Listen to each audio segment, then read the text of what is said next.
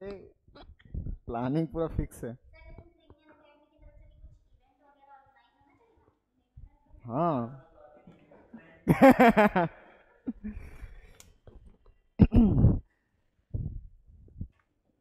कौन कौन गधे ऑनलाइन ज्वाइन किए हैं ये एक बार देख लो।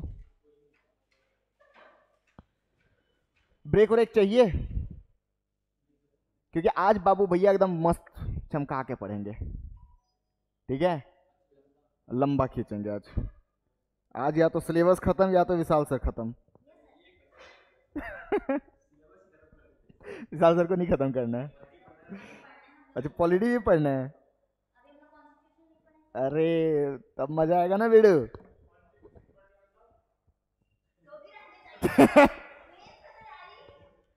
मेंस का, और मेंस के बाद, और इंटरव्यू के बाद।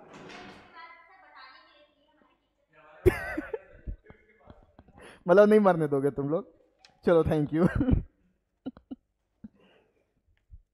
चलो गाइस, तो कल अपन कहाँ तक पढ़ लिए थे, एक बार थोड़ा सा इन्फॉर्म कर दो मेरे को। आए, ब्लैक होल ट्रेजरी हो गया था। चलिए तो आगे शुरू करें, कर दें, कर देते हैं। कौन कौन है ऑनलाइन, पहले अपना नाम गांव पता बताओ। नहीं तो मैं माइक बंद कर दूंगा, बता रहा हूँ। नाम गांव पता बताइए गाइस। बाप दादा के नाम बताओ जल्दी से। कहा हो गया तेरे को, कहा है इसे, गर्लफ्रेंड छोड़ दी क्या? तो ऐसे काहे मुंह बना के बैठा है, ऐसे ही मुंह है।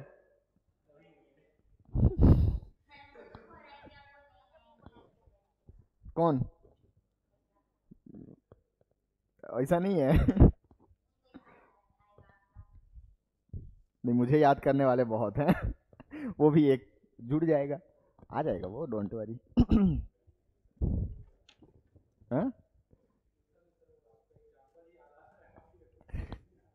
अबे ऐसे नहीं करना है, सिर्फ एग्जाम्पल याद करोगे। चलो, सो अपन पढ़ रहे हैं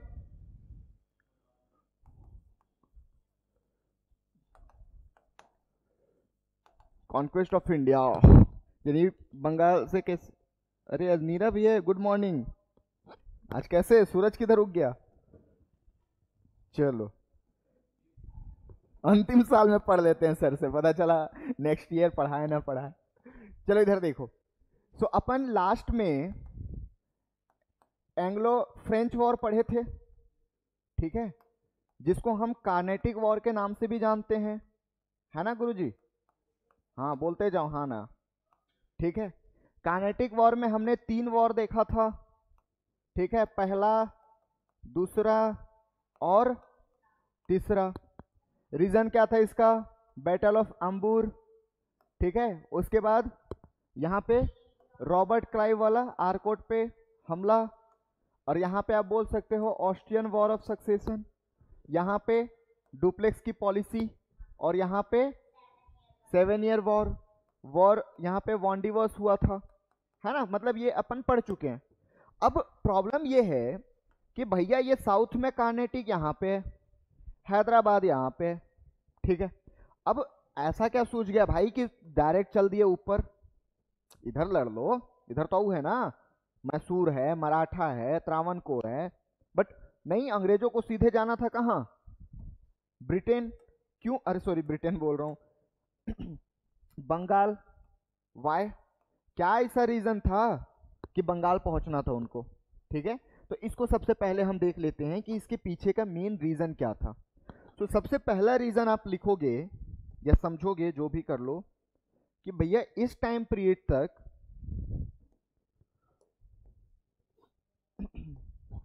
पहला रीजन कि मराठा अभी भी बहुत ज्यादा पावरफुल थे, और मराठा से लड़ने की अभी इनकी हिम्मत बिल्कुल नहीं थी। लिखते भी जाओ, डिक्टेशन नहीं रहेगा, शॉर्ट नोट्स बनाते जाओ।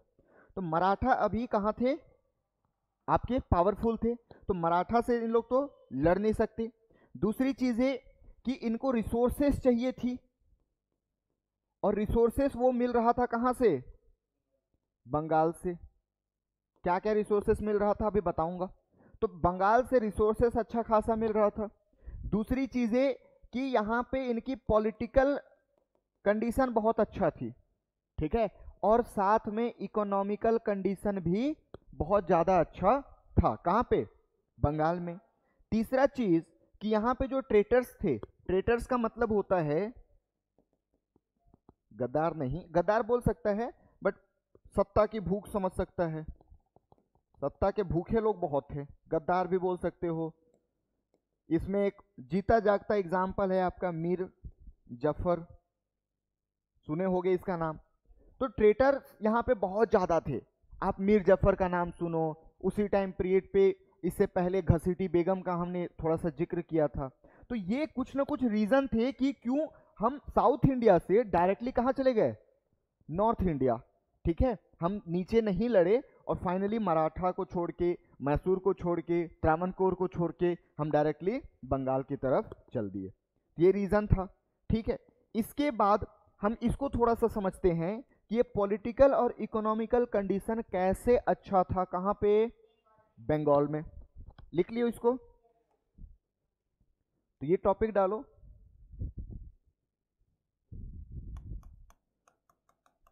Political and economical condition of Bengal,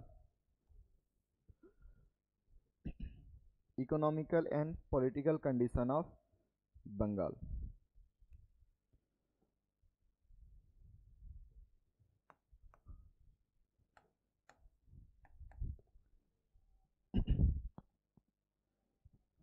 पहला कंडीशन इसमें कि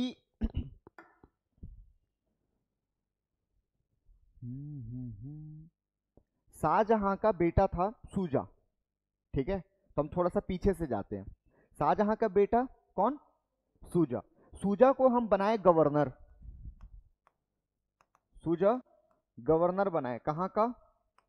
बंगाल का। और ये जो था, ये ब्रिटिशर्स को अच्छा खासा एनुअल पेमेंट पे इनको ग्रांट दे दिया। 3,000 एनुअल पेमेंट पे, मतलब साल का 3,000 रुपए दो और आपको जो भी व्यापार करना है अच्छे से व्यापार करो, ठीक है। तो इसने क्या किया? 3,000 एनुअल पेमेंट पे, याद रखना, पर ईयर। देख रहे हो कितना सस्ता में दे दिया।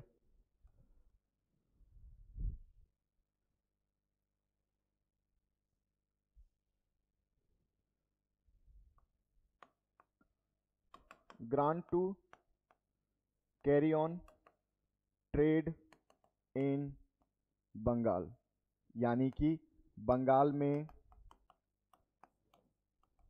व्यापार छूट, जो भी व्यापार करना है आप करते रहो। तो पहला रीजन था। अब समझो कि 3,000 रुपए उनके लिए क्या ही है। 3,000 रुपए में आप पूरे बंगाल का ट्रेडिंग पास दे दिए कि आप ट्रेड करो, व्यापार करो, कोई भी आपको रोकने वाला नहीं है। सेम फिर अगर हम देखें 1698 में, तो शाहजहां के बाद कौन आया? औरंगजेब। और औरंगजेब का एक बेटा था अजीमुल शान, बताया था मैं पहले ही। तो 1698 में अब यहां का गवर्नर कौन बना? अजीम अस शान, अजीमुस शान।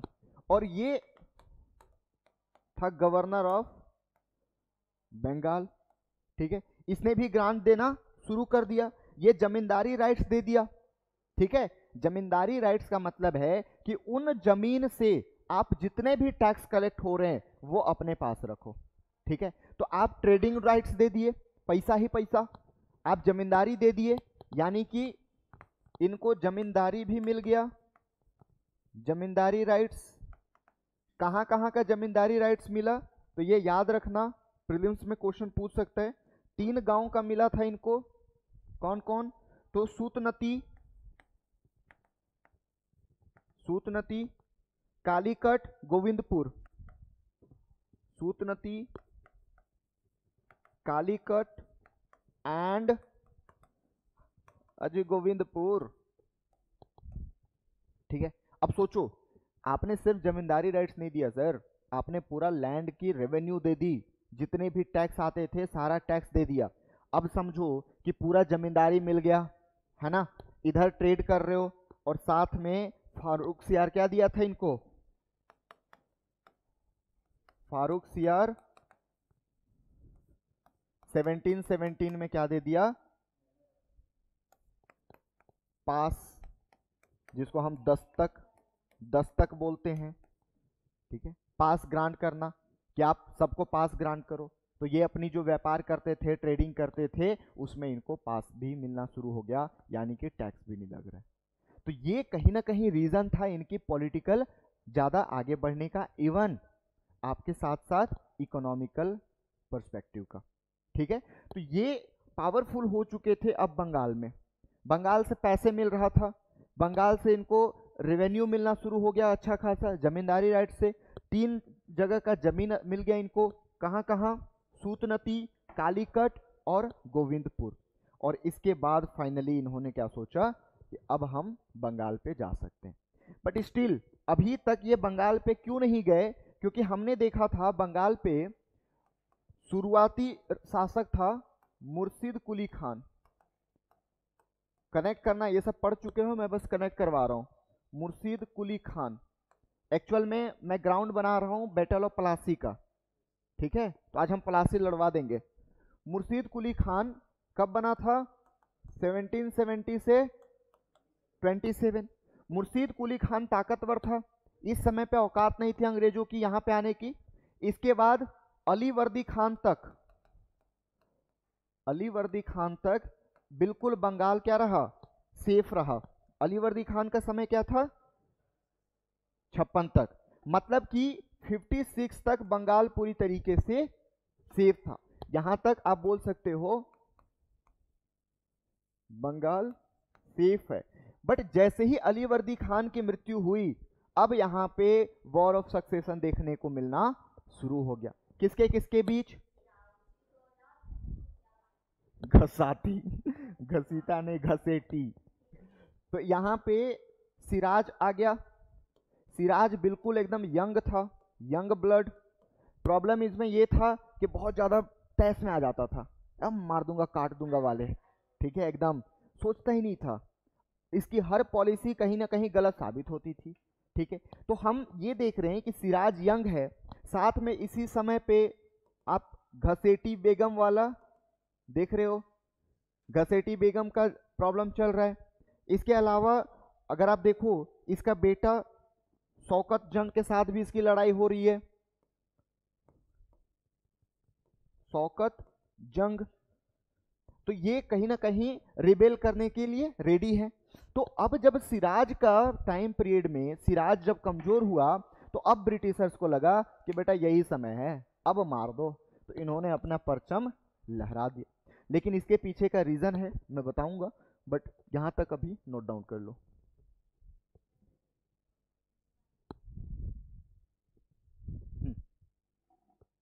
समझते भी जाओ, नोट डाउन करते भी जाओ, कोई डाउट है यहां तक तो बताते भी जाओ।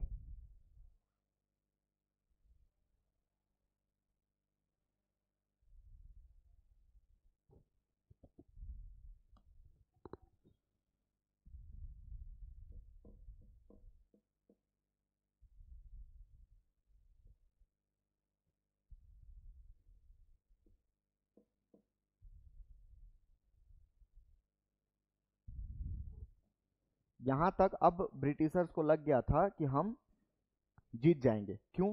क्योंकि सबसे पहली चीज कि सिराज, मतलब सिराज के राइवल बहुत ज्यादा थे, घसेटी बेगम हो गई, शौकत जंग हो गया। इसके अलावा यहाँ पे हम जो ट्रेटर्स की बात कर रहे थे, ठीक है, जैसे मीर जफर हो गया, ये इनका साथ दे देगा। और तीसरी मोस्ट इंपॉर्टेंट चीज कि जब वो फ्रेंच से लड़ा, ठीक है, और कार्नेटिक में विजय हुआ, भाई साहब एकदम फुल कॉन्फिडेंस में था कि बेटा देख लूंगा तेरे को बाहर, हाँ, तो कॉन्फिडेंस भी आ गया, ठीक है। और इधर से मीर जाफर भी अपना हो गया, ऊपर से जो ये हमारा सिराज है, इसके टाइम पीरियड पे इन लोग भी आ गए। तो कहीं ना कहीं ये कमजोर हुआ और ब्रिटिशर्स अपने आप को हाई कॉन्फिडेंट समझने लगे और पावरफुल समझने लगे। तो यहाँ ये रीजन हुआ कि क्यों इन लोग बंगाल में आके आक्रमण करना शुरू कर दिए। ठीक है, तो इसके पीछे का रीजन भी लिख सकते हो आप अगर चाहो तो। 3 पॉइंट क्या क्या? पहला, सिराज की पावर जो है वो कम होने लगी। यहाँ पे राइवल ग्रुप जो है, जहां पे इंग्लिश नहीं समझ में आएगा बताना, राइवल ग्रुप का मतलब विद्रोही समूह। तो राइवल ग्रुप बढ़ना शुरू हो गए। एग्जाम्पल में आप ये दोनों लिख सकते हो, घसेटी बेगम और शौकत जंग। दूसरा मोस्ट इंपॉर्टेंट, जो ट्रेटर्स थे, ट्रेटर्स मतलब आपके गद्दार या विद्रोही, छोड़ो ये, इसमें आप मीर जाफर को जोड़ सकते हो, ये भी ब्रिटिशर्स को साथ देने के लिए रेडी था। तीसरा मोस्ट इंपॉर्टेंट कि ये जो ब्रिटिशर्स हैं वो कॉन्फिडेंट थे, काहे को लेके, अरे भैया अभी अभी फ्रेंच को मार के आया हूं। ठीक है, तो जब फ्रेंच को मार दिया, कार्नेटिक में जीत गया, ठीक है, हैदराबाद में जीत गया, तो इनको तो जीत ही सकता हूँ। तो ये 3 रीजन था कि इन्होंने कैसे बंगाल पे आक्रमण किया। लिखिए इसको, बोला ना लिखते जाना। हाँ ठीक, थोड़ा फास्ट लिखना। समझ में आ रहा है? फास्ट थोड़ी हो रहा है। हाँ, आ रहा है समझ में ना? ठीक।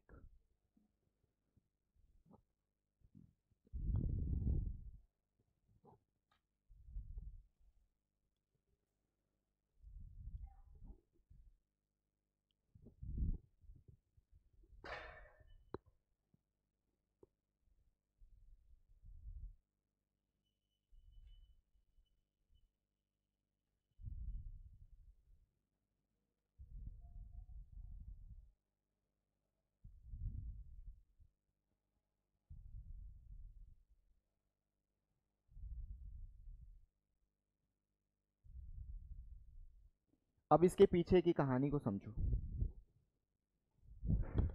हो गया यहां तक गुप्ता? जल्दी जल्दी लिखना।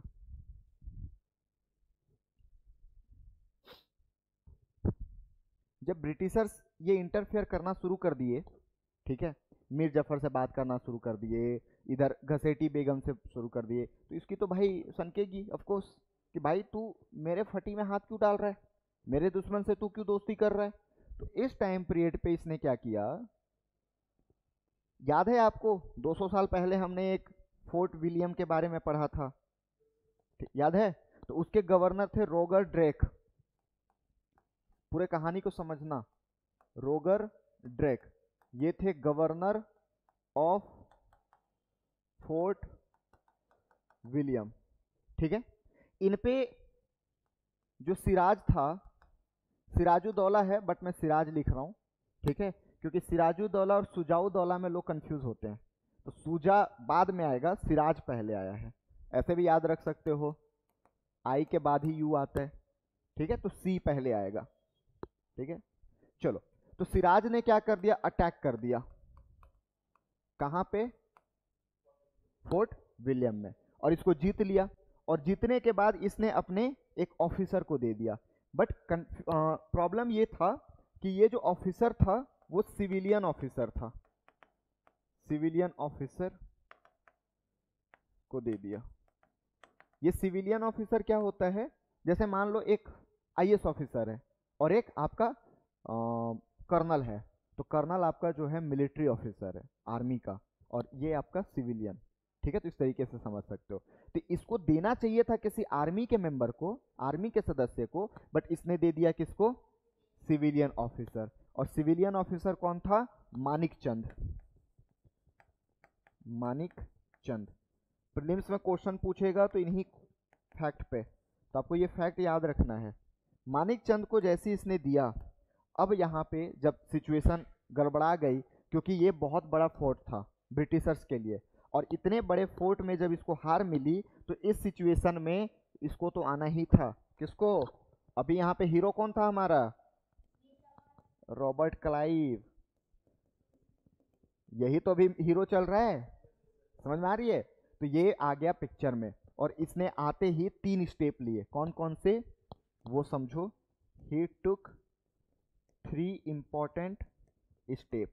अब इसने क्या स्ट्रेटजी अपनाया ये ध्यान से समझना।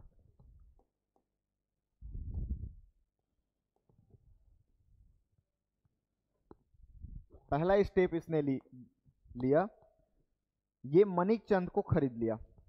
ठीक है, जो सिविलियन ऑफिसर था मनिक चंद को ब्राइब देकर खरीद लिया,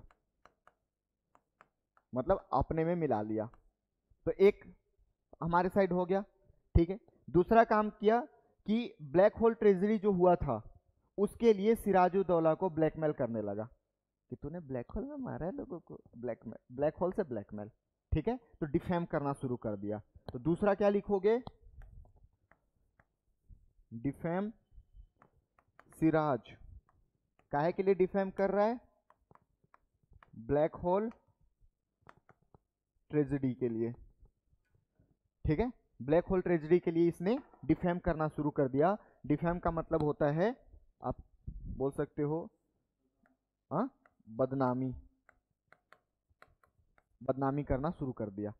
तो ये 2 सिचुएशन। इसके अलावा मीर जाफर को अपने में मिला लिया। ठीक है, तो ये मीर जाफर के साथ भी मिल गया। तो इसके 2 महत्वपूर्ण जो आर्मी या फिर जो ऑफिसर थे, कौन कौन, मीर जाफर और मानिक चंद, दोनों किसके साथ मिल गए, ब्रिटिशर्स के साथ, अंग्रेजों के साथ। और जब अंग्रेज यहाँ पे फाइनली पावरफुल हुए तो इसने ये समझ लिया कि भैया अब सिचुएशन बढ़िया है, अब चलो लगे हाथों मारते हैं किसको, सिराजुद्दौला। तो यहीं पे हुआ battle of Plassey. Time period 1757। कौन कौन लड़ा, इधर सिराज वर्सेस आपका ब्रिटिशर्स। ठीक है, सिराज वर्सेस ब्रिटिशर्स लड़े। इसमें फायदा किसको हुआ, नेक्स्ट मीर जाफर को, क्योंकि मीर जाफर बोला था कि अगर मैं साथ दूंगा तो मुझे नया नवाब बनना है। तो मीर जाफर बन गया आपका न्यू नवाब। बात समझ में आ रही है। ठीक है, तो यहां तक आपका फाइनली सिराजुद्दौला, एक्चुअल में सिराजुद्दौला अटैक किया था ईस्ट इंडिया कंपनी पे। क्यों, क्योंकि ये जब पता चला इसको कि मेरे 2 ऑफिसर को तुम मिला लिए हो तो भाई ऐसे थोड़ी छोड़ेगा। तो फाइनली उसने अटैक कर दिया। ठीक है, तो याद रखना सिराज ने अटैक किया था ईस्ट इंडिया कंपनी पे, बट फाइनली वो हार गया। ठीक है, तो इसको बोलते हैं बैटल ऑफ प्लासी। पलास का फूल समझोगे, पलास का पौधा, तो वहां पे बहुत ज्यादा था उस एरिया में, इसलिए इसको पलासी नाम दिया गया। ठीक है, पलासी का युद्ध। तो अब प्लासी के युद्ध में फाइनली इसकी मतलब प्लासी के युद्ध में क्या क्या प्लंडर हुआ इसके बारे में अपन देखना है, और उसके बाद फिर आगे हम मीर जाफर के साथ आगे बढ़ेंगे। तो यहां तक लिख लो पहले। Wow great. चलो, तो नेक्स्ट टॉपिक, प्लासी युद्ध समझ में आया कि कैसे बैकग्राउंड आया। मैं पूरा एक कहानी की फॉर्म में बताते जा रहा हूं। ठीक है, तो अब नेक्स्ट टॉपिक डालो, मीर जाफर। रीजन भी बता रहा हूं, कहानी भी कि कैसे क्या हुआ। ठीक है, एकदम समझो कि अभी हम 1757 में है, उधर से मीर आ रहा है, बोला चाचा पैसा चाहिए क्या, ये लो। हमें क्या चाहिए, हमें गद्दी चाहिए, हम साथ देगा तुम्हारा, चलो आ जाओ। इधर से मनिक चंद, हम हूँ, हमको भी रखो, चलो आ जाओ तुम भी। सिराज बोलता है तू साला मेरे ऑफिसर को लेगा, और दे दनादन। तो बोलता है अबे 3 लोग हैं अपन, देख के बात कर। ठीक है, अब तीनों मिलके जो उसको धोए हैं सिराज को, बेचारा निपट लिया। अब बना कौन, मीर जाफर। अब मीर जाफर जब बना तो भाई गिफ्ट देगा ना, भाई पहला पहला प्यार में पड़ा है, अब भाई को देना पड़ा गिफ्ट। और गिफ्ट किसको देगा, ब्रिटिश को। क्या क्या गिफ्ट दिया, जोड़ते जाओ इधर। मस्त मस्त गिफ्ट अभी मिलेगा। चलो, प्रियांशु बोल रहे सर हमको भी गिफ्ट चाहिए। कोई बात नहीं, 14 फरवरी आ रहा है। ठीक है बाबू, हाँ हाँ, इसको भी मिल जाएगा। तो पहला चीज लिखो कि फाइनेंशियल हेल्प किया। किसको? मैं ये बता रहा हूं कि मीर जाफर ने ब्रिटिशर्स को क्या दिया। ठीक है, तो ये दिया give financial help to British East India Company and my dear online friends with due respect madam ji and sir ji, because of कि आप नहीं क्लास में आए हो तो मैं एनर्जी खत्म काहे करूं। इसको हिंदी समझ में आ जा रहा है तो मैं हिंदी में नहीं लिख रहा। ठीक है, आप क्लास में आइए, हिंदी भी पढ़ाया जाएगा, संस्कृत भी पढ़ाया जाएगा। Thank you my Lord. चलिए वापस, आपको समझ में आ रहा है इंग्लिश टू हिंदी? हाँ, तो मैं हिंदी नहीं लिखूंगा क्योंकि 3 बच्चे मेरे इंग्लिश वाले। और आज बेटा खत्म टॉपिक। ठीक है, चलो। तो फाइनेंशियल हेल्प दिया। कैसे कैसे दिया? अरे पैसा, माँ कसम इतना पैसा भाई, 2,75,000 पाउंड दे दिया। किसको? 2,75,000 पाउंड। ये काहे के लिए दिया? वॉर इम्यूनिटी, यानी कि युद्ध के बदले। ठीक है, और भाई साहब देख रहे हो 2,75,000 पाउंड, अलग ही चोचले चल रहे हैं। इसके अलावा 1757 में युद्ध हुआ और 60 तक ये बैठा था। 1757 से 60 तक लगभग 22.5 मिलियन, जी हाँ 22.5 मिलियन पैसा दे दिया। एक ही बार नहीं, धीरे धीरे, कि यार बेबी आज तो पहली बार मिले हो, पैसा दो, ये लो गिफ्ट, फिर दूसरी बार ये लो गिफ्ट, तीसरी बार ये ले गिफ्ट। ऐसे गिफ्ट करते करते भाई साहब 3 साल में पूरा बर्बाद हो गया भाई साहब। अब पैसा ही पैसा, 22.5 मिलियन। तो ये फाइनेंशियल इनको सपोर्ट मिलना शुरू हो गया। तो एक्चुअल में मराठा और मैसूर को हरा पाना ना इम्पॉसिबल था, बट हराया क्यों? क्योंकि भाई भरपूर पैसे मिल रहे थे बंगाल से, इधर के पैसे यूज कर रहा था, इधर बेदनादन मार रहा था। ठीक है, तो अभी हम मैसूर और मराठा पे जाएंगे, अभी इधर समझो। तो पैसा मिल गया। इसके अलावा गिव 24 परगना, 24 गांव दे दिया, परगना हिंदी में भी बोलते हैं, टू ईस्ट इंडिया कंपनी। अब भाई साहब यहां भी नहीं रुक रहा है, 24 गांव। सोचो, अब 24 गांव से जितने पैसे आ रहे हैं सब मेरा। अब भाई साहब एकदम मस्त अमीर अमीर वाली फीलिंग आ रही है। ठीक है, 24 गांव भी मिल गया, इतने पैसे मिल गए। ठीक है, और लास्ट में क्या बोलता है पता है? भाई साहब हम ना ट्रीटी कर लेते हैं। कैसा? हम म्यूचुअल फ्रेंड बन के रहेंगे। ठीक है, Instagram mutual friend. Mutual friend का मतलब तू मेरा भाई है, ठीक है, और मैं तेरा भाई हूँ, दोनों को। अब मुझे ये समझ नहीं आता, भाई तू मेरे से इतने पैसे ले लिया, मेरे से गांव ले लिया और बोलता है भाई हूं मैं तेरा, ये कैसे हो गया? तो ये बेवकूफ बनाने के एक निंजा टेक्निक। अपन नहीं बोलते हैं तू सो जा मुझे नींद आ रही है, और रात भर इंस्टाग्राम चल रहा है। ठीक है, तो वही निंजा टेक्निक है बेवकूफ बनाने के, कि भैया हम म्यूचुअल फ्रेंड बन जाते हैं। इतने पैसे लेने के बाद तो म्यूचुअल फ्रेंड बन रहा है, गजब बात है। तो ये आपका बैटल ऑफ प्लासी का इफेक्ट पड़ा। तो मीर जाफर को इतना देना पड़ा। मीर जाफर शुरू में तो बड़ा खुश था, यार नया नया रिलेशन में गया हूँ, मस्त मजा आ रहा है भाई, नया राजा बना हूँ, शासक नवाब।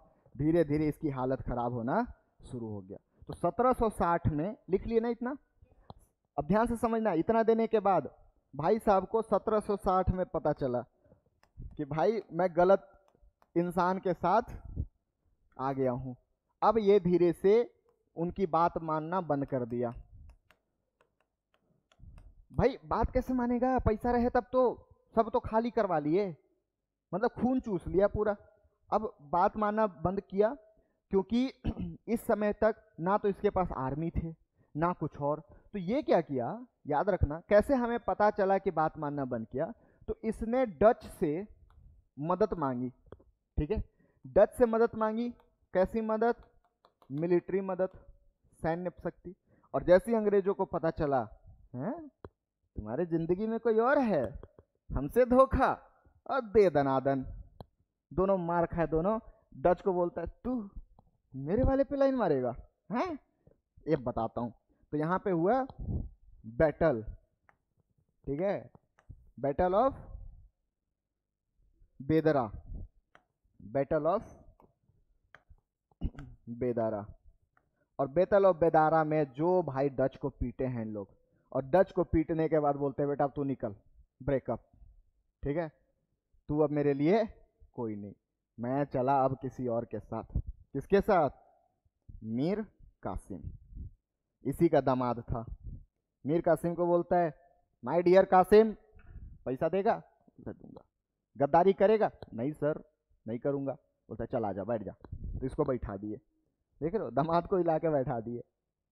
ठीक, तो ये आप याद रखना, बैटल ऑफ बेदारा हुआ 1759 में हुआ था, और फाइनली 60 में इसको हटा के फाइनली 60 में कौन आ गया? मीर कासिम। समझ में आ रहा है? कोई डाउट? एक बार ऑनलाइन ज्वाइन कर लो, ऑनलाइन में किसी को डाउट होगा तो। ये आपका मीर जाफर तक हम पढ़ लिए, यहां तक लिखो, फिर कासिम पे चलते हैं।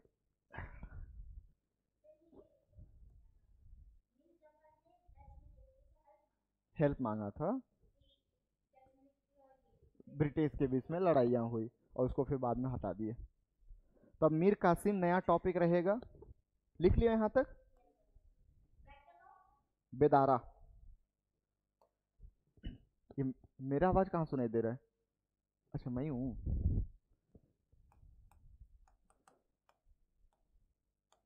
मीर कासिम, इसका टाइम पीरियड होगा 1760 से 63।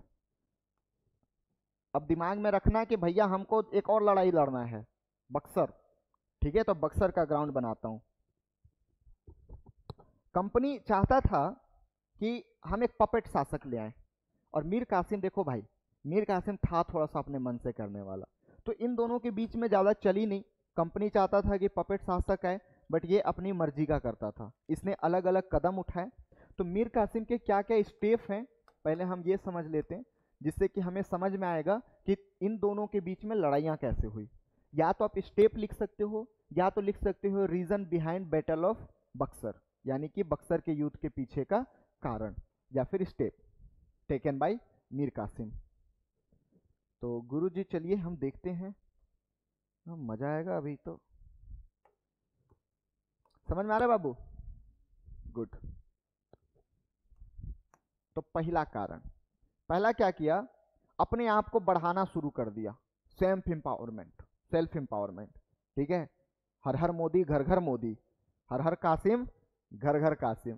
तो भैया खुद को बढ़ावा देना शुरू कर दिया, सेल्फ एम्पावरमेंट, खुद की शक्ति को बढ़ाना शुरू कर दिया। कैसे? अपनी पहली बात, कैपिटल शिफ्ट कर दूंगा, तेरे साथ रहूंगा ही नहीं है, रहूंगा तब तो तू शक करेगा ना मेरे पे, या फिर रोकेगा, मैं जा रहा कहीं और, बिलासपुर छोड़ रहा मैं जा रहा रायपुर, वहीं रहूंगा तेरे से दूर। तो ये क्या कर दिया, अपना कैपिटल शिफ्ट कर दिया। कैपिटल शिफ्ट कहां से कहां तक किया? मुर्शिदाबाद से मुंगेर। तो याद रखना, मुर्शिदाबाद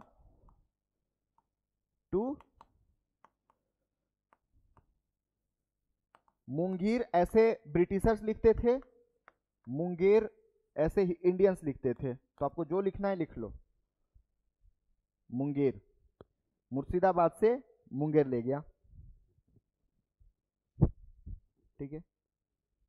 इसके अलावा इसने मुर्शिदाबाद में ही कैनन फैक्ट्री, कैनन यानी गन, फैक्ट्री लगवा दिया, ठीक है। तो कैनन फैक्ट्री लगवा दिया, establish cannon factory at Munger. Munger में क्या कर दिया? कैनन फैक्ट्री लगवा। कैनन मतलब लाइक गोला बारूद मारने वाला रहता है ना, उसी तरीके से हथियार समझ सकता है, सिंपल सा हथियार समझो, हथियार, कैनन जैसे तोप वगैरह बारूद लगा के ऐसा मारते हैं ना जोर से, वही वाला। तो ये तो अपना स्टेप लिया ना, लेकिन इससे पीछे थोड़ा सा ये समझ लो कि जब ये इसको शासक बनाया गया तो कुछ तो दिया होगा, तो देने वाला पहले समझ लो। ठीक है, का दिया था, फायदा का करवाया था। तो फायदा में आप याद रखना जमींदारी राइट्स दे दिया, ओ नहीं, हाँ शुरू में, इससे पहले ही जमींदारी राइट्स, नहीं रीजन में नहीं, बस ये लिखो कि ये आने के बाद क्या क्या किया। ठीक है, तो अब मान लो कुछ तो गिफ्ट देना पड़ेगा ना। ठीक है, तो जमींदारी राइट्स दिया कौन कौन से गांव का, तो बर्डवान पहला गांव, बर्डवान दूसरा मिदनापुर, मिदनापुर और तीसरा चितगांव, चितगांव, चित पड़ गया भाई, इतने पैसे दे दिए कि बर्दवान, मिदनापुर, चितगांव, बर्दवान, मिदनापुर, चितगांव।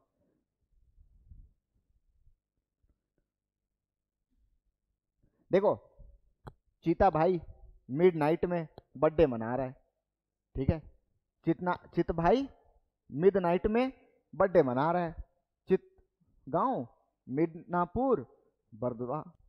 ठीक है, तो ये याद रख सकते हो। तो ये ग्रांट जमींदारी राइट्स दे दिया। इसके अलावा 29 लाख रुपए दिया था, कितना दिया था, 29 लाख घूस, 29 लाख रुपी, किसको, टू ब्रिटिशर्स। तो ये दो चीजें दिया था सत्ता में आने से।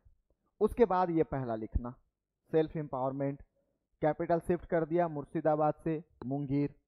ठीक है, इसके अलावा कैनन फैक्ट्री बना दिया। अब सोचो आप मेरे बदौलत आप सत्ता पे आए हो, ठीक है, और आपने मेरे से पूछे बिना आपने कैपिटल शिफ्ट कर दिया, आपने मेरे से पूछे बिना आप अपनी हथियार फैक्ट्री बना रहे हो, कैनन फैक्ट्री लगा रहे हो, मतलब कहीं ना कहीं गद्दार हो तुम, है ना, पूछ लो मेरे से, दिक्कत हो जाएगी आगे। अब ये तो छोड़ो, ये तो पहला स्टेप है। दूसरा स्टेप, इकोनॉमिक रिफॉर्म कर दिया, टैक्स लगाने शुरू कर दिए, पूछा ही नहीं उनसे, किनसे, अपने मालिक से, कौन, ब्रिटिश। तो दूसरा लिखो, इकोनॉमिक रिफॉर्म लाना शुरू कर दिया, यानी आर्थिक सुधार करना शुरू कर दिया। आर्थिक सुधार में क्या क्या किया, तो नया टाइप का टैक्स लगा दिया, इमरजेंसी टैक्स, खजरी जामा बोलते, कहाँ जामा, खजरी जामा, खजरी जामा टैक्स, ये इमरजेंसी टैक्स लगा दिया, इमरजेंसी टैक्स बाबा। ठीक है, अब सोचो यार, में से बिना पूछे तुम ऐसा कैसे कर सकते हो, घूमने कैसे जा सकते हो तुम, मेरे को बताओ। ठीक है, तो बिना बताए तुम टैक्स लगा दिए, बिना बताए तुम कैपिटल शिफ्ट कर दिए, मजाक चल रहा है क्या। तीसरा, भाई राम नारायण को पनिश कर दिया, राम नारायण एक आदमी था, ठीक है, उसको पनिश दे दिया, काहे के लिए, लॉ एंड ऑर्डर तोड़ दिया था। अब ये बता, देखो राजा बस बनाया हूं, औकात मेरा, तू यार हर काम कर रहा है, खुद को राजा समझ रहा है, कैसे, तू पनिश भी दे रहा है, तू कैपिटल भी शिफ्ट कर रहा है, तू हथियार भी बना रहा है, तू इधर नया टैक्स भी जोड़ रहा है, हमको बताओगे, तो नहीं बताऊंगा सर। तीसरा तीसरा लिख लो, ये पनिशमेंट भी देने शुरू कर दिया, किसको दिया पनिशमेंट, राम नारायण, लोहिया मत जोड़ देना, Ram Narayan for breaking law and order. ठीक है, कानून तोड़ने के उसमें पनिश कर दिया राम नारायण को। अब इतने रीजन काफी थे, काहे के लिए, मीर कासिम को गद्दार साबित करने के लिए, ठीक है, कि भैया तुम गद्दार हो। और इसके साथ साथ और बढ़ावा कर दिया इसने, क्या कर दिया कि ये मुंगेर घूमने चल दिया, कौन, एक आर्मेनियन गन पाउडर मर्चेंट था। गन पाउडर मतलब कि आप समझ सकते हो जो अकबर ने यूज किया था third battle of Panipat. Gun powder का मतलब आप सिंपल सा हथियार में ही कंसीडर कर लो। ये आर्मेनिया, क्या हो गया, बोर हो रहा है, हाँ, कौन है ऐसा, ठीक है, भाभी का फोन है, चाची का फोन है, अच्छा रख ले, अरे रख रख ले, रख ले बेटा, रख ले। मैं क्या बोला, अब उसको वो तो सबको पता है। नहीं वहां भी नहीं है यहीं पे, थोड़ा सा हिल गया है। छुट्टी मना दी भाई आज। हम हम आए हैं तो हम सबको भगा भी तो दिए हैं सर।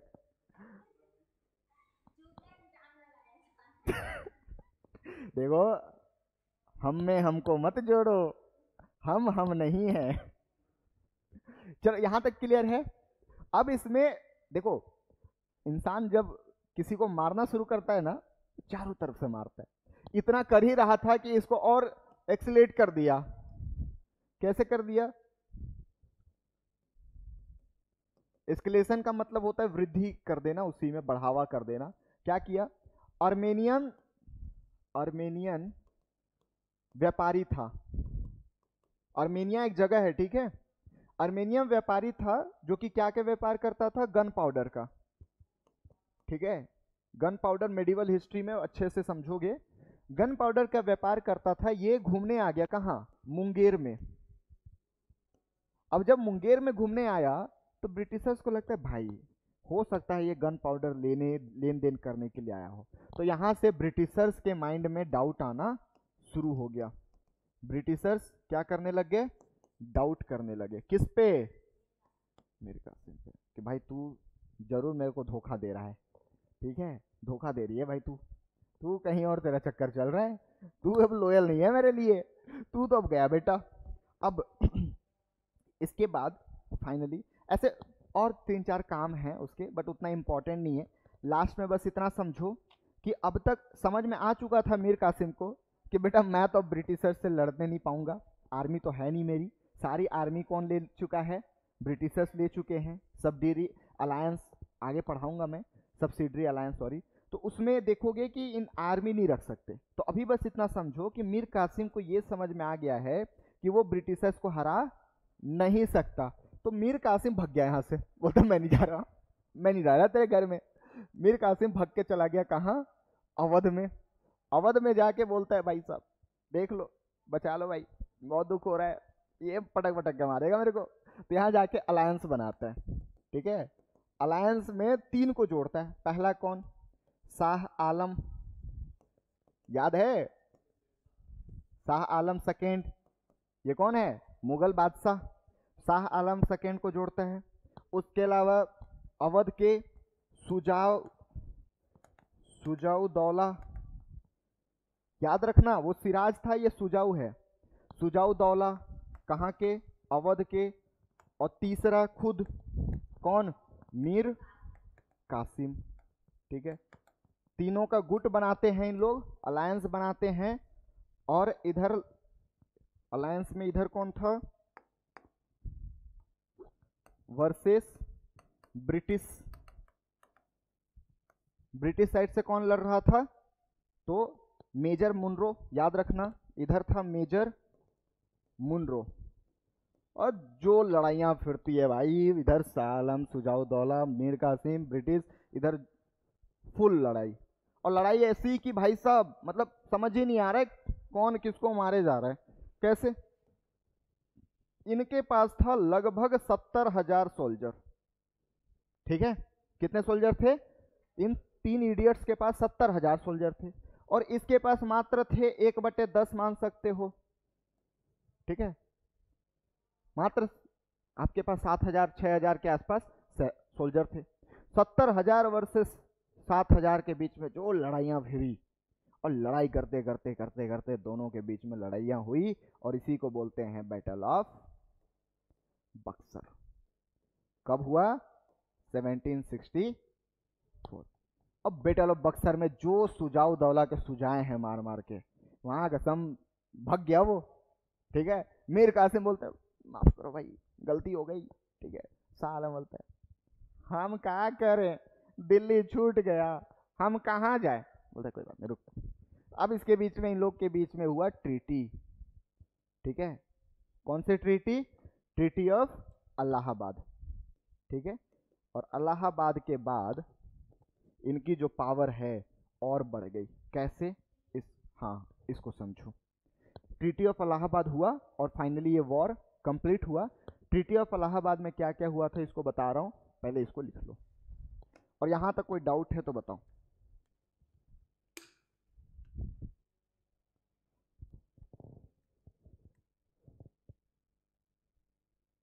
ऑनलाइन में कौन कौन है देखो तो कितने लोग हैं, बग गए।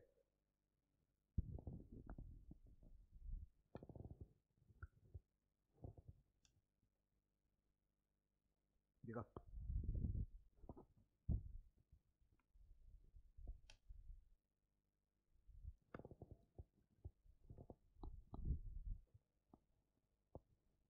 ऑनलाइन कोई डाउट है तो माताएं बहनें देवियों सज्जनों कोई डाउट है तो बताइए। दो लोग हैं, एक तो संदीप भैया होंगे हमारे, वो भी पढ़ रहे हैं भाई। क्या संदीप भैया समझ में आ रहा है?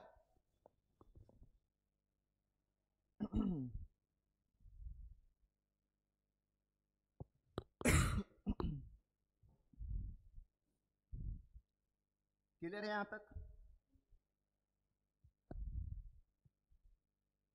एक ही लोग बचे भाग गए।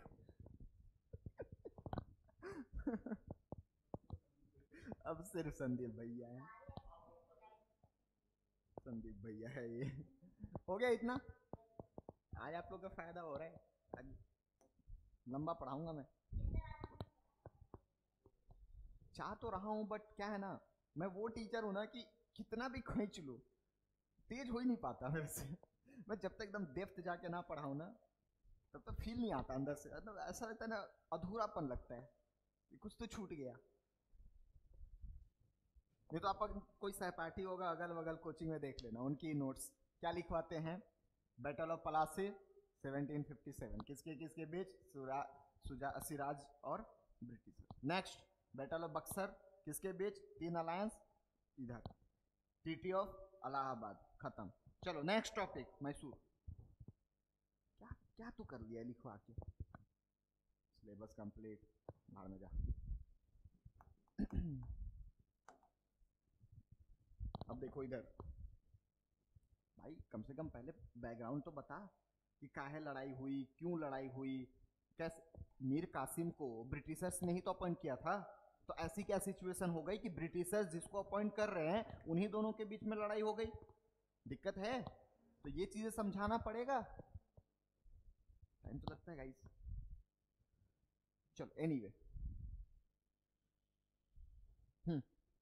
Treaty of Allahabad.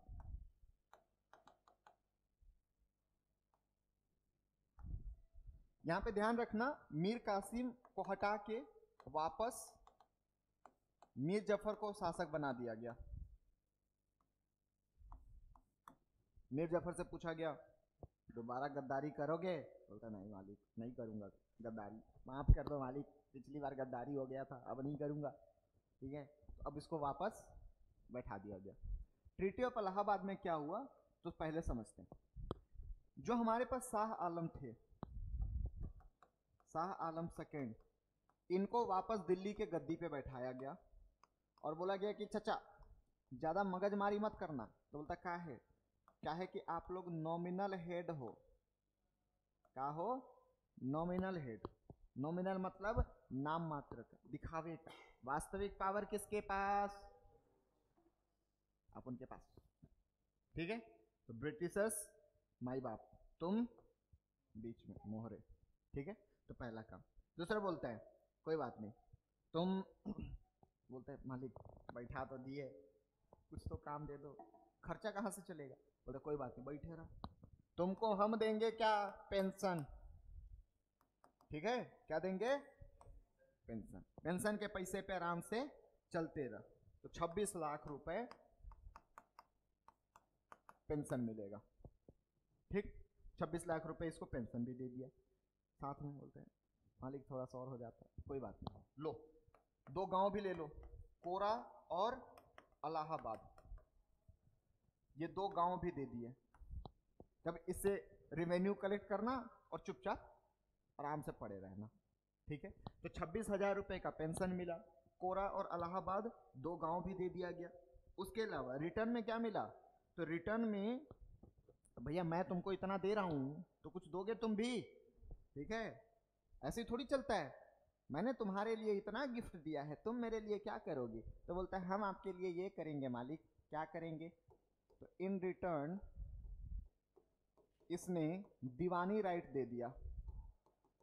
Deewani right का मतलब होता है, हिंदी में भी दीवानी बोलते हैं, पैसे कलेक्ट करने का अधिकार, ठीक है। तो दीवानी राइट कहां कहां का दिया? बंगाल, बिहार और उड़ीसा।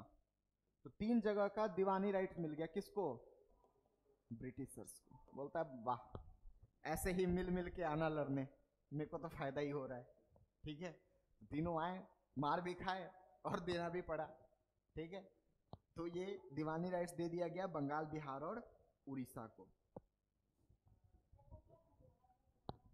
जगह का नाम है, जमीन, लैंड दे दिए। हाँ, एक्चुअल में ये लिए थे सिराज सुजाउद्दौला से ही, उतने डेप्थ में नहीं पूछेगा इसलिए मैंने नहीं बताया। उसके अलावा और क्या किए?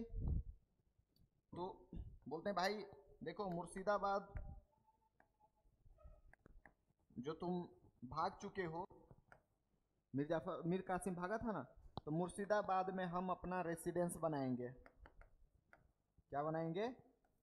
रेसिडेंस, ठीक है। तो मुर्शिदाबाद में ब्रिटिश का रेसिडेंस बन गया,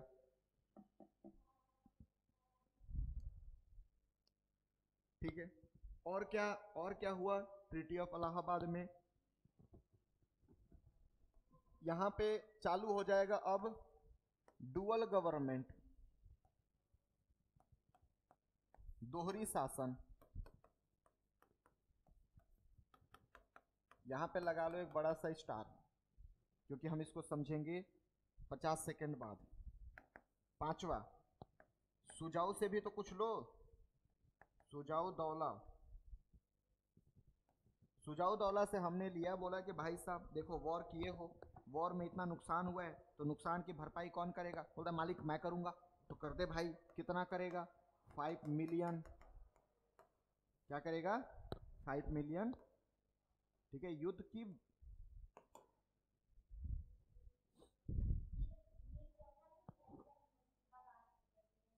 मीर जफर नहीं, कौन? ये वाला, ये वाला नहीं, ये हम लोग खुद बनाए ना कि मैं अब मुर्शिदाबाद में रेसिडेंस बनाऊंगा।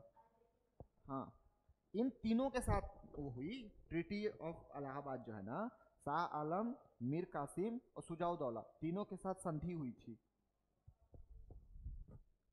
अब समझते हैं दोहरी सरकार क्या होती है, दोहरी शासन क्या होती है, डुअल गवर्नमेंट। यहां तक लिख लिए? हाँ, कोई डाउट यहां तक हो तो समझाओ, मतलब बताओ।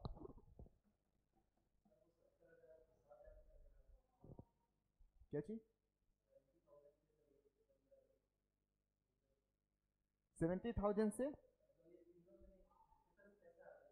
ये एक्चुअल में इनके बीच में ही मतलब प्रॉब्लम ये हो गया था कि मिल गए थे उधर से, और इनकी डिसिप्लिन आर्मी थी ब्रिटिशर्स की। इनकी आर्मी क्या हुआ? आर्मी मेन था सुजाउद्दौला का, सुजाउद्दौला का आर्मी दे दिया गया मीर कासिम को। मीर कासिम अलग से लड़ाई अपना लड़ रहा है, बेवकूफ़ी कर दिया, ठीक है। उधर से दूसरी बात, सुजाउद्दौला जैसे इधर मार खाना शुरू किया तो एक नदी था, यमुना नदी में भी शायद, यमुना नदी डाक के आगे चल गया। यमुना नदी डाका, उसमें एक पार होने के लिए लकड़ी का बना हुआ ब्रिज बना था, उसको जला दिया, ठीक है। शाह आलम देखते रह गया कि मुझे कोई बचाओ। मीर कासिम जैसे मार खाना शुरू कर दिया, भग गया वो, सुजाउद्दौला भग गया, ठीक है। अकेला बच गया ये शाह आलम। तो ये मतलब मैनेजमेंट हुआ था, उसके वजह से हारे थे। एक्चुअल में ब्रिटिश के पास ऑर्डिनरी गन वगैरह था, डिसिप्लिन आर्मी थी, इनके पास कोई ऐसा चीज था नहीं। 5 मिलियन वॉर इम्यूनिटी, मतलब युद्ध की भरपाई करने के लिए। यहां तक क्लियर है? अब समझते हैं कि डुअल गवर्नमेंट क्या होता है। डुअल गवर्नमेंट, दोहरी शासन। ये ले भाई तू पानी पी। आज लग रहा है कि तू एकदम फुल नशे में है। ठीक है, 31 दिसंबर है, मतलब समझ रहा हूं, 10 ही मिनट तो और पढ़ने हैं, ठीक है, और पढ़ाऊं तो दिन भर पढ़ा सकता हूँ, ठीक है, नहीं पढ़ाऊंगा लेकिन दिन भर तो मुझे भी जाना है कहीं, एंड पार्टी है ना, इसलिए तो मस्त अभी पढ़ा के निकलूंगा, है ना। चलो, डुअल गवर्नमेंट का मतलब है पावर विदाउट रिस्पॉन्सिबिलिटी, मतलब शक्ति तो है भैया मेरे पास, कोई काम नहीं है मेरे पास, काम तुम करो, पैसे हम लेंगे, ठीक है। जैसे आजकल कोचिंग इंडस्ट्री, ठीक है, स्टूडेंट मेहनत करे,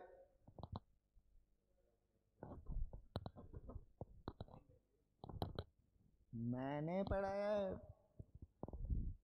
सारे किसके ऊपर, टीचर नहीं लेता यार, ऐसा मत बोलो तो यही कोई कोई काम नहीं, शक्ति सारा हमारा, ठीक है, काम हम नहीं करेंगे, काम अगर कुछ गड़बड़ी हुई तो आपका मतलब किसको बोलोगे, अपने शासक को, मेरे को, सारी शक्ति मेरे पास। मतलब कि डुअल गवर्नमेंट का मतलब है कि सरकार कुछ इस तरीके से चलती है। एक होता है निजामत राइट, हिंदी में भी निजामत ही बोलते हैं, एक होता है दीवानी राइट। दीवानी राइट मतलब होता है पैसे कलेक्ट करना, टैक्स कलेक्ट करना, ठीक है। निजामत का मतलब होता है यहाँ की सारी एडमिनिस्ट्रेशन पावर। तो अगर आप एडमिनिस्ट्रेशन चाहिए, ठीक है, निजामत का मतलब आप प्रशासन समझ सकते हो, एडमिनिस्ट्रेशन समझ सकते हो, और दीवानी का मतलब आप राजस्व, रेवेन्यू, ठीक है भाई। तो निजामत इनको मिल गया, ठीक है, दीवानी इनको मिल गया, यहां का शासक कौन, नवाब, ठीक है, शासन कौन कर रहा है, नवाब, लेकिन पपेट है, मैं जो बोलूंगा वो कर। दीवानी राइट्स किसको, मेरे को, पूरे पैसे शक्ति मेरे, लेकिन राजा कौन है, नहीं नहीं मीर जफर भी मत बोलो, कोई भी शासक, नवाब, तो भैया पावर भी मेरा, क्योंकि मैं जो बोलूंगा वो तेरे को करना, और सारी दीवानी राइट्स मेरे। तो डुअल गवर्नमेंट हो गई कि एक दिखावे की सरकार, मीर जाफर बैठा है, नवाब है अपन, असली पावर कौन है, अरे वो तो मालिक बैठा है उधर, ठीक है। किसी को बोलते हैं डुअल गवर्नमेंट, ठीक है। तो डुअल गवर्नमेंट में निजामत राइट मिल गया उसको, निजामत राइट कौन दिया, तो निजामुल दौला, निजाम उल दौला, ये कौन है। तो अभी आपको मैं जस्ट इधर देख लो, तुरंत लिखो मत, अभी जस्ट आपको बताया कि युद्ध के बाद मीर जफर शासक बना, मीर जफर की मृत्यु के बाद निजामुल दौला बना, ठीक है। तो ये अधिकार दे दिया निजामत राइट, और दीवानी राइट्स कौन दे दिया था, शाह आलम। तो दोनों राइट्स मिल गया, कहां पे, बंगाल में। तो इसी को बोलते हैं डुअल गवर्नमेंट होना शुरू हो गया। अब यहां तक कोई डाउट है तो बताइए।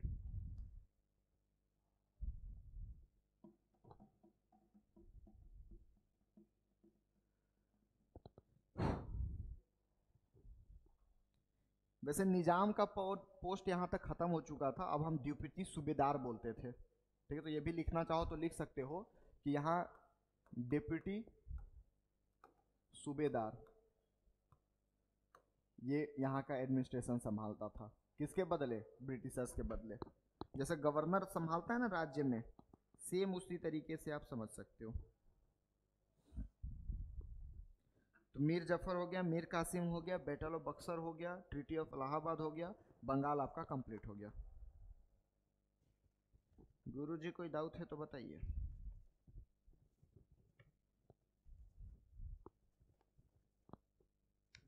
एनी प्रकार के कोई भी डाउट, बुझाइल पूरी कहानी कैसे अपन शुरू किए, ठीक है, सिराजुद्दौला के साथ, और सिराजुद्दौला से फाइनली खत्म किए हम बैटल ऑफ बक्सर के बाद ट्रीटी ऑफ इलाहाबाद। हाँ नहीं, डुअल गवर्नमेंट नहीं, सारी पावर अब आ गई ब्रिटिशर्स के पास, वो दिखावे के लिए बस हम उधर दे दिए, सारी पावर इसके पास आ गई। ठीक है, तो हम हैदराबाद में पावरफुल हो गए, हम कौन, ब्रिटिशर्स। कार्नेटिक में पावरफुल हो गए, इसके अलावा आपका बंगाल भी हमारे अंदर आ गया। अब चलते हैं मैसूर की ओर। ठीक है, तो ब्रेक थोड़ी चाहिए, चाहिए, क्योंकि इतना लंबा बहुत ज़्यादा फैक्ट हो गया है। तो आप एक काम करो, 5 मिनट का ब्रेक लो, फिर 45 मिनट और पढ़ेंगे। ठीक है, तो 5 मिनट, हाँ 1 बजे तक नहीं, थोड़ा जल्दी छोड़ दूंगा। 5 मिनट का ब्रेक ले लो,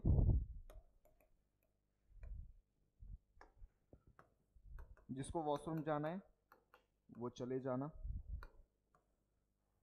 कि ब्रेक नहीं चाहिए, ऐसे चालू कर दें, चाहिए? चलो 5 मिनट ब्रेक ले लो।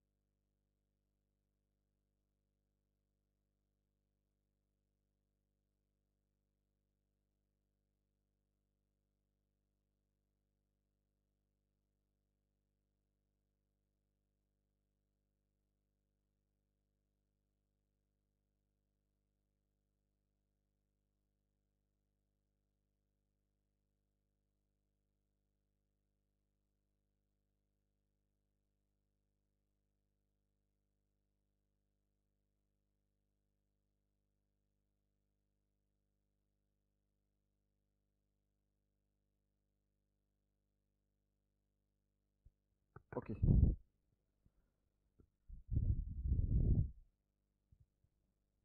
मैसूर डाल दो टॉपिक।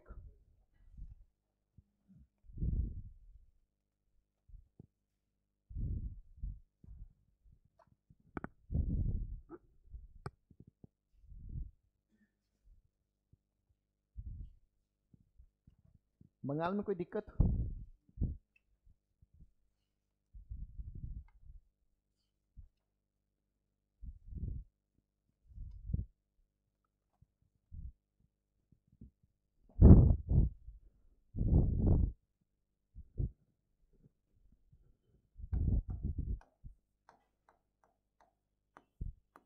चलो, सो मैसूर पढ़ने से पहले हम ये समझते हैं कि कंपनी चाहती थी कि सारा जितने भी छोटे छोटे प्रोविंशियल मतलब पावर है उनको भारत में या फिर खुद की कंपनी के अंदर मिला लेना। इनके पीछे उनके पास दो रीज़न थे या दो इनकी स्ट्रेटजी थी। एक पहला स्ट्रेटजी था डुअल गवर्नमेंट, जिसका यूज़ करके इन्होंने क्या किसको अपनाया? बंगाल को। ठीक है, बंगाल को, ब्रिटिश को नहीं, बंगाल को। ठीक है, इसके अलावा एक और स्ट्रेटजी थी सब्सिडियरी अलायंस, सब्सिडियरी अलायंस। इसका मतलब होता है सहायक गठबंधन। इसको हम पढ़ेंगे डिटेल में। सब्सिडियरी अलायंस का मतलब होता है कि मेरा या दुश्मन आपका दुश्मन, आपका दोस्त मेरा दोस्त, आपकी आर्मी सारा मैं मैनेज करूंगा। ठीक है, ये सब हैं कुछ कुछ टॉपिक्स इसमें, तो इसको हम बाद में समझेंगे। तो डुअल गवर्नमेंट और सब्सिडियरी अलायंस, लेकिन इन दोनों से मैसूर और मराठा आपस में नहीं मिल रहे थे, मतलब इनमें नहीं मिल रहे थे, क्योंकि दोनों पावरफुल थे। तो ना तो वहां पे डुअल गवर्नमेंट चल पा रहा था और ना ही सब्सिडियरी अलायंस। तो अंग्रेजों ने एक और रास्ता अपनाया, अनदर वे, और वो था मिलिट्री एनेक्सेशन, यानी सैन्य शक्ति। कि अब हम इनको क्या करेंगे? सैन्य शक्ति से, डायरेक्ट मिलिट्री एक्शन से, ठीक है, सैन्य पावर से, सैन्य शक्ति से भारत में मिलाएंगे, आपस में मिलाएंगे अपने में। ठीक है, तो इसी को हम मैसूर में पहले अप्लाई करते देखेंगे और देन फिर हम मराठा पे चलेंगे। ठीक है, लेकिन मैसूर पढ़ने से पहले हमें मैसूर की हिस्ट्री पता होनी चाहिए कि ये किस तरीके से इसकी हिस्ट्री चली आई है। तो आप लोग मेडिवल हिस्ट्री में विजयनगर एम्पायर पढ़ोगे।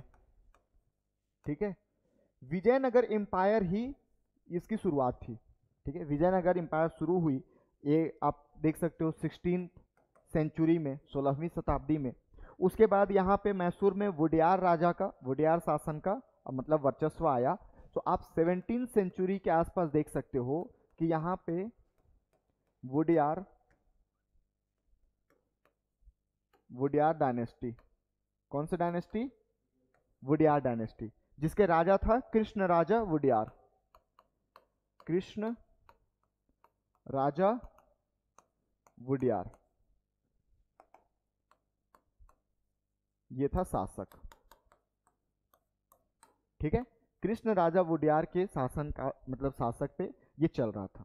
ठीक है, इस टाइम पीरियड पे इसके दो मिनिस्टर थे जो कि बहुत ज़्यादा पावरफुल थे। पूरी कहानी को समझना, एक था नंदराज और दूसरा देवराज। ठीक है, दो शासक थे, इस मिनिस्टर थे, सॉरी, दो इसके मंत्री थे। कौन कौन? नंदराज और देवराज। इंद्र नहीं है ना, देवराज इंद्र। तो ये दोनों बहुत ज़्यादा पावरफुल थे। वुडिया कृष्ण राजा से पावर लेके इन लोगों ने ले ली। इन्हीं के टाइम पीरियड पे एक इनका मतलब अधिकारी था सैन्य, मतलब आप समझ सकते हो, हवलदार समझ सकते हो, बहुत छोटा पोजीशन पे था, हैदर अली। ठीक है, तो हैदर अली हवलदार पोस्ट पे था, बहुत नीचे पोस्ट पे था, लेकिन इतने कैपेबल था कि उसकी प्रमोशन बहुत ज़्यादा जल्दी होने लग गई और प्रमोशन के थ्रू वो ज़्यादा मतलब पावरफुल होना शुरू हो गया। एंड फाइनली यहाँ की जितनी भी शक्तियाँ हैं वो वुडियार राजा से लेके, यानी कि नंदराज देवराज से लेके, वो फाइनली हैदर अली अपना ताकतवर शासक बना। तो हमें मेनली मॉडर्न हिस्ट्री में हैदर अली से पढ़ना है। हैदर अली के साथ हम देखेंगे इसकी कुछ पॉलिसीज देखेंगे, जिसके वजह से कहीं ना कहीं ब्रिटिशर्स का इससे लड़ाई हुआ। हम 4 लड़ाइयाँ देखने वाले हैं। First Anglo Mysore war, second Anglo Mysore war जिसमें हैदर अली लड़ा। सेकेंड एंग्लो मैसूर वॉर में हैदर अली की मृत्यु हो गई, जिसको कंटिन्यू किया इसका बेटा टीपू सुल्तान। ठीक है, तो टीपू सुल्तान इसको आगे कंटिन्यू करेगा। और तीसरा और चौथा एंग्लो मैसूर वॉर टीपू सुल्तान के साथ लड़ा जाएगा। एंड फाइनली इसके बाद सब्सिडरी अलायंस साइन किया जाएगा, ये वाला, और मैसूर हमारे मतलब ब्रिटिशर्स के हाथ में आ जाएगा। ठीक है, तो ये पूरी कहानी है। चलो इसको डिटेल में पढ़ते हैं। तो पहला टॉपिक डाल लो इधर, हैदर अली। हैदर अली, हैदर अली का टाइम पीरियड लिखना चाहो तो लिख लो 1761 से 1782 तक। उसके बाद हैदर अली के बाद कौन आया? टीपू सुल्तान। टीपू सुल्तान का टाइम पीरियड भी लिख लो 1782 टू 1799। और इसके बाद फाइनली क्या हो गया? सब्सिडियरी अलायंस साइन हो गया। और ये किसके अंदर आ गया? ब्रिटिश सरकार के अंदर। नहीं, ये बाप है, ये बेटा है, तो बाप के बाद बेटा आया। ठीक है, डुअल गवर्नमेंट नहीं है यहाँ पे, सब्सिडियरी अलायंस लास्ट में साइन किया गया। मर जाता है वो। ठीक है, फोर्थ एंग्लो,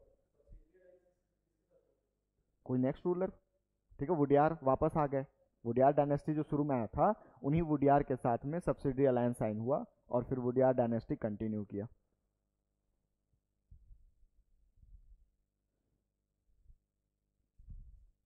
चलो अब एक एक एंग्लो मैसूर वॉर देखते हैं। तो पहला टॉपिक डालो, फर्स्ट एंग्लो मैसूर वॉर। लेकिन उससे पहले आप एक काम करो, पहले हम देख लेते हैं कि हैदर अली को ब्रिटिशर्स को हैदर अली से क्या खतरा था। ठीक है, क्योंकि यहां से भी क्वेश्चन पूछता है।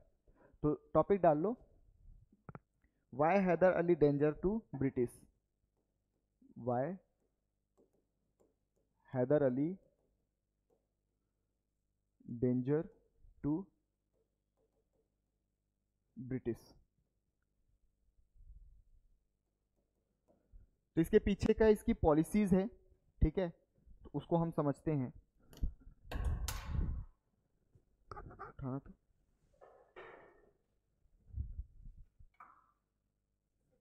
Thank you.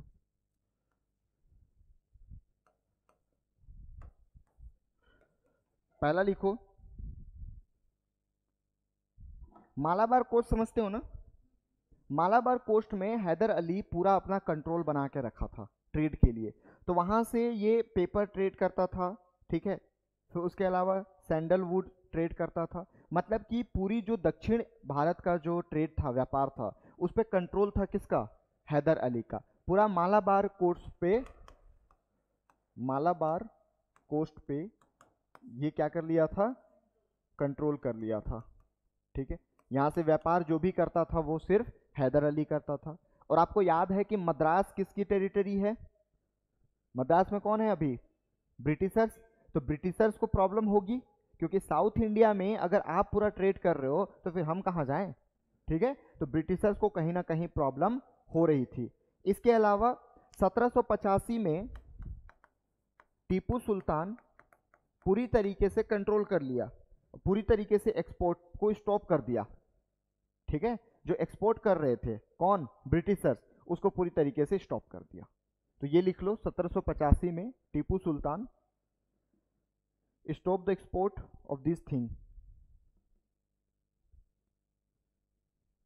ठीक है, उसके अलावा तीसरा कि जो वहां के लोकल मर्चेंट थे, जो लोकल वहां के व्यापारी थे, उनसे जो ब्रिटिशर्स का व्यापार होता था उसको बिल्कुल स्टॉप कर दिया गया, खत्म कर दिया गया, कि अब जो लोकल व्यापारी हैं वो ब्रिटिशर्स से व्यापार नहीं करेंगे मैसूर में। तो ब्रिटिशर्स को नुकसान हो रहा था। इसके अलावा मोस्ट इंपॉर्टेंट चीज चौथा, कि इनका जो रिलेशन था किससे? फ्रांस से, वो अच्छा खासा था। मतलब हैदर अली की फ्रांस से रिलेशन बहुत अच्छा था। तो ये फैक्टर था कि जब हमारा दुश्मन फ्रांस है और फ्रांस से उसकी दोस्ती अच्छा खासा है, तो हो सकता है दोनों मिलके मेरे को कल के दिन मार सकते हैं। तो ये भी एक डर था किसके लिए, आपका ब्रिटिशर्स के लिए। ठीक है, तो अब डालो फर्स्ट एंग्लो मैसूर वॉर। एक को ही पढ़ेंगे आज, ज़्यादा पढ़ोगे तो फिर रिवीजन कब करोगे। First Anglo Mysore war, first Anglo Mysore war. Time डाल दो 1767 से 1769। इसके पीछे का रीजन क्या था ये समझो थोड़ा सा।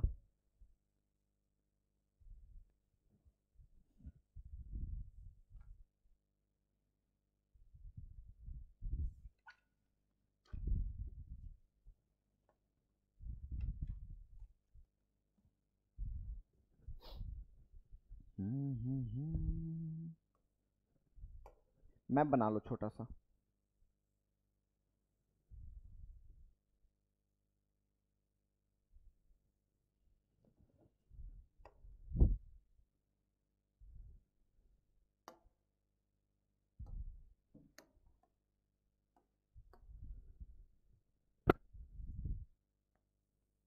ये आपका क्या है, त्रावणकोर।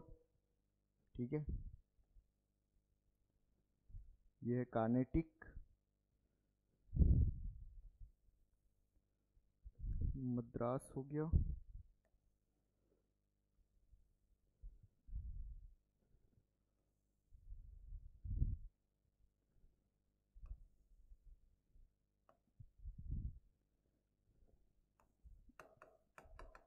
निजाम हैदराबाद, उसके नीचे मद्रास, कार्नेटिक, त्रावणकोर, केरला, ये मैसूर, और ये मराठा।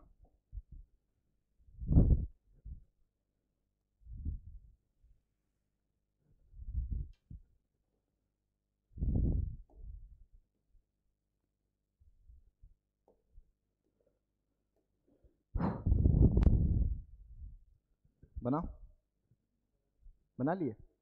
निजाम हैदराबाद, ठीक है, कार्नेटिक, मद्रास, त्रावणकोर, मैसूर और मराठा।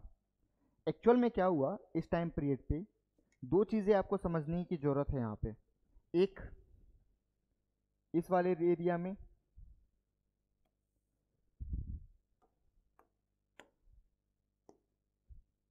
इस वाले एरिया में यहाँ पे थोड़ा सा बीच में जगह बचा हुआ था, और इस वाले एरिया में भी जगह बचा हुआ था। ठीक है, तो मैसूर क्या कर रहा था, अपना एरिया एक्सपांड कर रहा था। क्या कर रहा था, एरिया एक्सपांड कर रहा है। और जब ये एरिया एक्सपांड कर रहा था तो ये जो बचा हुआ जगह है इसको हम बोलते थे देशमुख। क्या बोलते थे, देशमुख। तो यहां देशमुख से लड़ाइयां होनी शुरू हुई, और इधर आप अगर एक्सपैंड करोगे तो मराठा से आपकी दुश्मनी बढ़ेगी, है ना। इधर जब आप अपना एरिया एक्सपैंड करोगे तो इधर निजाम से लड़ाइयां होगी, मद्रास में लड़ाइयां होगी। ठीक है, तो इन लोग सब आपस में मिल के इसके साथ लड़ना शुरू कर दिए, मैसूर के साथ।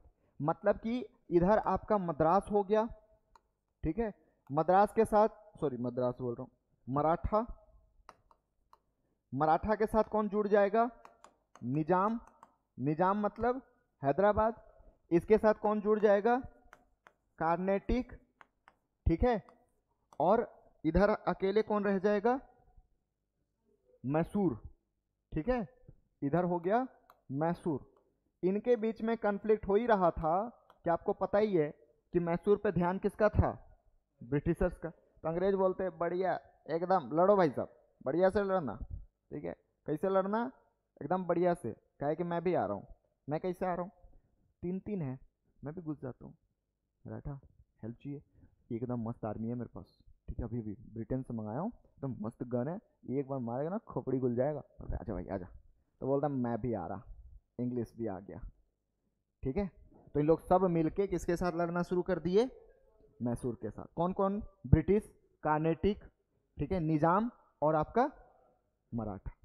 अब यहाँ पे दिक्कत क्या हुई कि मैसूर जो है मराठा के साथ समझौता कर लिया, कुछ घूस पस दे के कि छोड़ दे भाई, माफ कर दे, दोनों भारतीय, ठीक है, कोई दिक्कत नहीं। कार्नेटिक को भी वापस बुला लिया, कार्नेटिक को भी छोड़ो, निजाम को भी आपस में मिला लिया। अब जिसके साथ कॉन्फ्लिक्ट था वही आपस में मिल गया, है ना। अब कार्नेटिक, निजाम, सॉरी, मराठा, निजाम मेरे साइड। अब इसको देखो, वैसे तो शांत हो गया माहौल, लेकिन मैसूर को गुस्सा ही आया कि चलो इन लोग तीनों मिल गए, तू साला कमीना, तूने क्यों बीच में एंट्री मारी? तो बोलता रुक जा तेरे को बताता हूँ। तो इन लोग सब शांत हो गए। ये मैसूर जो इसको मारा है भाई, दौड़ा दौड़ा के, ठीक है, इसका मद्रास वाला एरिया, यहाँ पे मद्रास, इस एरिया पे कब्जा कर लिया। बोलता है यहाँ से, जब हम आपस में लड़े तू क्यों आया बे? मजाक चल रहा है, क्यों आया तू? बोलते मालिक वो तो बस आ गया था, ऐसी आया था। तो जो मारे भाई इसको, ब्रिटिश बोलता माफ कर दो, माफी, ठीक है। तो फाइनली इनको फिर क्या करना पड़ा? माफी। माफी का मतलब ट्रीटी। तो कौन सा ट्रीटी हुआ? Treaty of Madras. मद्रास की संधि की गई और फाइनली मद्रास की संधि में दो चीजें की कि जो भी हम जीते हुए जगह हैं उसको क्या करेंगे? एक्सचेंज कर लेंगे, ठीक है। तो जो भी हम आपके मद्रास के जगह को लूटे हैं वो आप वापस ले लो। तीसरी चीज कि हैदर अली क्या कर दिया? दोस्ती दोनों के बीच में हो गई कि आज के बाद आप हमारे इंटरनल मैटर में कोई भी वॉरफेयर या फिर कोई भी इंटरफेयर नहीं करोगे। तो ये दो संधि हुई किसमें? Treaty of Madras. तो याद रखना, पहला जो एंग्लो मैसूर वॉर है उसके पीछे का रीजन ये बस यही था कि बीच में पड़ गया था। एक्चुअल में लड़ाई किसके किसके बीच में थी? मराठा और मैसूर के बीच। क्लियर है? Thank you.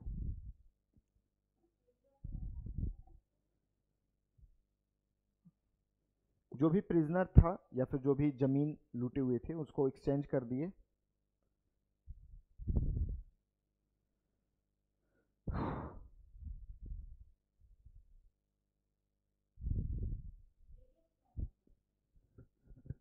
मैसूर, उसके अलावा दूसरा दोनों के बीच में संधि हुई। प्रॉमिस, ब्रिटिश प्रॉमिस किया कि आपके साथ कोई भी अगर लड़ेगा तो हम आपके मदद करने आएंगे, ठीक है। तो दूसरा ये कि अगर आपके साथ कोई लड़ा तो हम आपके साथ लड़ने आएंगे, ये प्रॉमिस किया। तो ये था first Anglo Mysore war. First Anglo Mysore war. यहां तक कोई डाउट? सेकेंड कल पढ़ेंगे, ठीक है, थोड़ा लंबा भी है। सेकेंड, थर्ड, फोर्थ कल हो जाएगा। कल मतलब 2 तारीख को। और उसके बाद फिर हम शुरू कर देंगे आपका मराठा, ठीक है। तो परसों की क्लास में मराठा भी कंप्लीट हो जाएगा मोस्ट प्रोबेबली। कल छुट्टी, वैसे टाइम टेबल आ जाएगा, ठीक है। टाइम टेबल आने के बाद ही भरोसा करें। किसका फोन है? अब खुश हो गया देखो कि छुट्टी मिल गया। चलो, कोई डाउट है आज के क्लास में? समझ में आया? Okay, thank you guys. चलो, आज लास्ट डे है, आराम से एंजॉय करो और कल से शुरू करो फिर से अपनी नई जिंदगी, ठीक है। ट्राई करो कि एक अच्छा सफ़र शुरू हो पाए। एंड ऑल द बेस्ट सभी को, ठीक है। होपफुली आप अच्छे से अपनी लाइफ 2025 में स्टार्ट करो। ओके, हैप्पी न्यू ईयर आप सभी को भी एडवांस में। और कल फिर से हैप्पी न्यू ईयर बोलने आ जाऊंगा मैं। Okay, thank you.